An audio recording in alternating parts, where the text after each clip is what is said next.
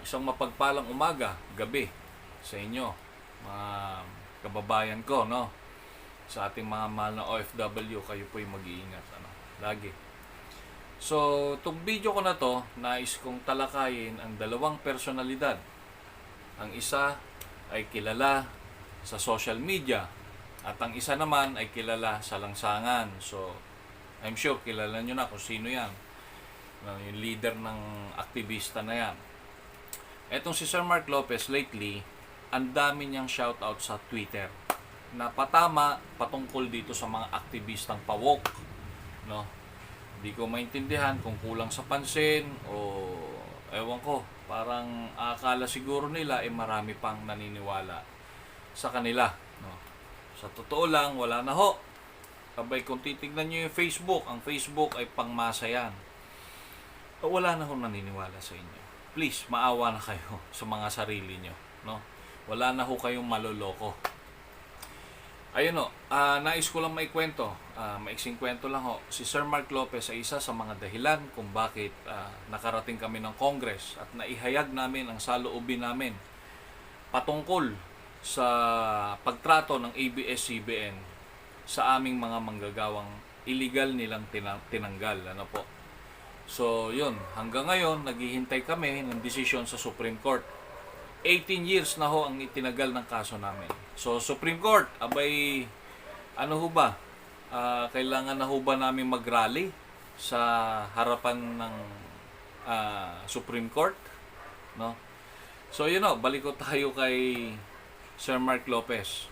Sir Mark Lopez ho, ay maraming tweet, no?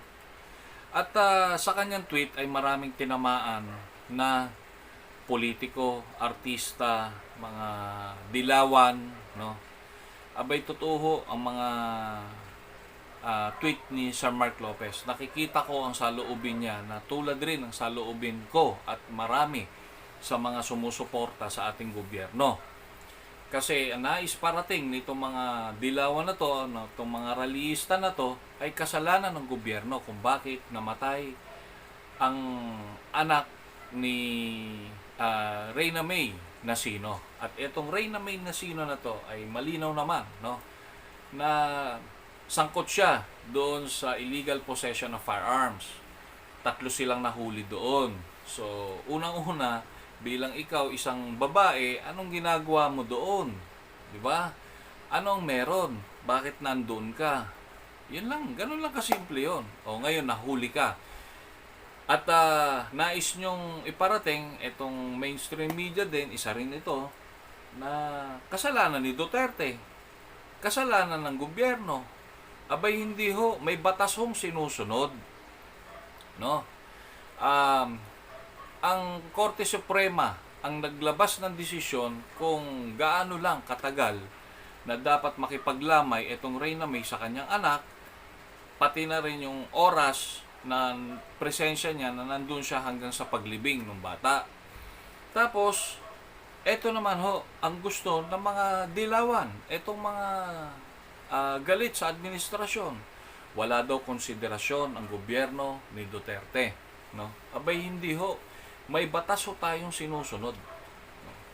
Dito pa lang sa mga sinasabi nyo ay malinaw na kayo ay talagang lumalabag sa ating batas. No? Kasi kinokontra nyo eh. Ganon kasimple lang yon. Kinokontra nyo kung ano ang ating saligang batas. Kinokontra nyo ang ating gobyerno.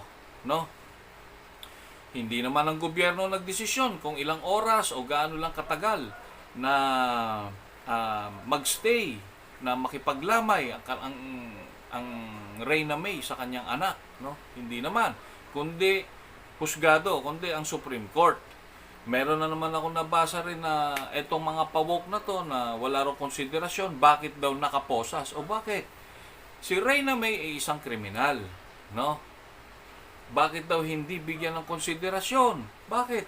Ang ibang nanay na namatayan ng anak, no? I'm sure hindi lang kaso ni Reyna May ang may pangyayaring ganyan, kundi may mga ordinaryong inmate na namatayan ng anak pero hindi nila nagawang makipagburol, makipaglamay, hanggang sa maihatid sa huling hantungan ang kanilang mga kaanak. No? Kaya kayong mga aktivista, huwag na masyado kayong halata, masyado kayong papansin, ano po. So yun o, ito naman si Renato Reyes ay nagbitaw rin ng komento o shoutout niya. No justice, no peace. So ano ibig sabihin nun? You are demanding justice. Anong justice doon? Eh, ang bata namatay. Cause natural death. Mahina ang resistensya, mahina ang baga, so namatay. Bakit kaya hindi nyo sisihin ang sarili mo, Renato Reyes?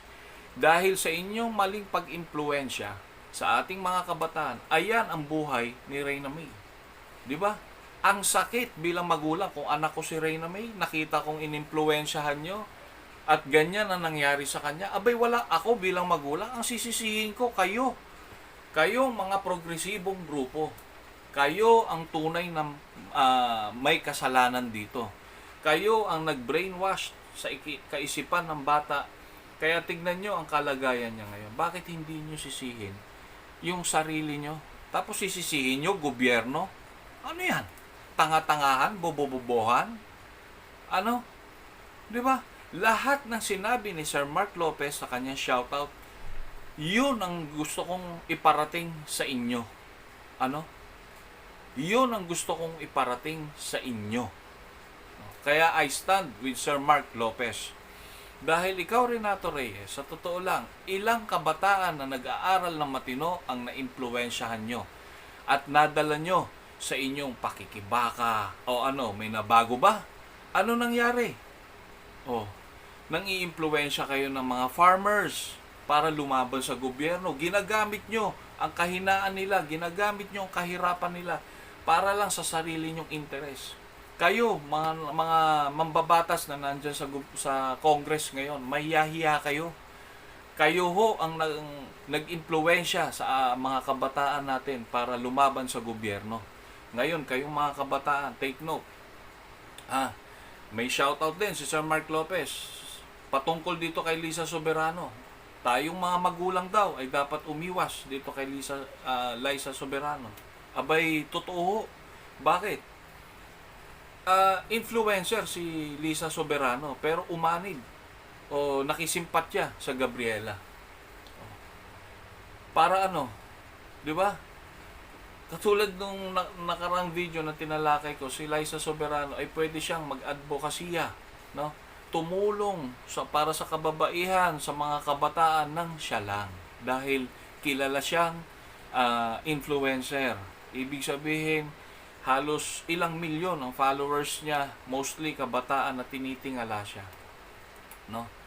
Ngayon, ang nangyari, itong mga kabataan na naniniwala kay Liza Soberano, hindi na siya tinitingala, kundi tanga-tangala na. No? Ganun na ang nangyari. So, kawawang mga kabataan. Kaya, wag ho kayong sumubaybay sa kanya. Kasi, maawa ho kayo sa inyong mga magulang na naghirap, nagdusa sa inyo para mapag-aral kayo. So, ikaw, Renato Reyes, ano po? Pasensya na, Brad. Sir, pasensya na. Pero totoo lang ho ang sinasabi ko. Walang ibang sisisihin sa kalagayan ni Reyna May na sino, kundi kayong mga nag-impluwensya sa kanya. Huwag na ho kayong nagtututuro kung kani-kanino, lalong-lalo na sa ating gobyerno. Bakit? Ano gusto nyo? Kayo ang batas? Abay, hindi pwede. Paano yan? Pwede pala akong magtayo ng sarili kong kulto dahil ayoko sa gobyerno at hindi ako susunod. Batas ko, dapat masunod. Ganun ba ang gusto mo mangyari? No? Ilang administrasyon na ang dumaan sa buhay mo. Pero ano ba? Kanino administrasyon ka ba kumampi? 'Di ba? Lahat naman binatikos mo. No? So yun ho mga kaibigan. Pasensya na ho kasi itong paggawa ko ng video na to ay inihambing ko lang kung ano ang pinagkaiba ni Sir Mark Lopez at ni Renato Reyes. Di hamak na mas may talinghaga, may talino si Sir Mark Lopez. At yung kanyang mga tweet ay totoo at talagang patama dito sa mga politiko, kilalang artista, dito sa mga aktivistang makabayang kuno, no, ay talagang sapul kayo, no. Ika talagang totoo yung mga sinabi ni ni Mark Lopez. Dito naman kay Renato Reyes na isang aktivista at nako, Diyos ko po, yung mga inusal mo sa inyong rally, ang inyong mga isinigaw diyan ay lahat yan ay pawang maling ideolohiya dahil may katibayan na ho tayo. Yung mga kabataan ay napariwara, ano, ang iba'y namundok dahil sa paniniwalang kayo ang makakapagbago sa ating bansa, makakapagbago sa ikot ng ating mundo. Ayun. So mga kaibigan, sa mga magulang, lalo na sa mga OFW na naiiwan ang kanilang mga anak at kaanak dito sa Pilipinas, abay, sir, ma'am, sa inyong mga OFW, dalas-dalasan nyo ang pakikipag-usap sa inyong mga mahal sa buhay, lalo na sa inyong mga anak, kasi baka mamaya may isang karakter na inililigaw na pala ng landas ang inyong mga anak. Ano po? So yun o, mga kaibigan, naway lahat ng magagandang aral ay isa puso, isa buhay natin. Lahat ng pangit, isang tabi na lang ho natin at huwag niyong paniwalaan. Ganun lang ho. No? Kaya God bless ho at mabuhay ho kayo.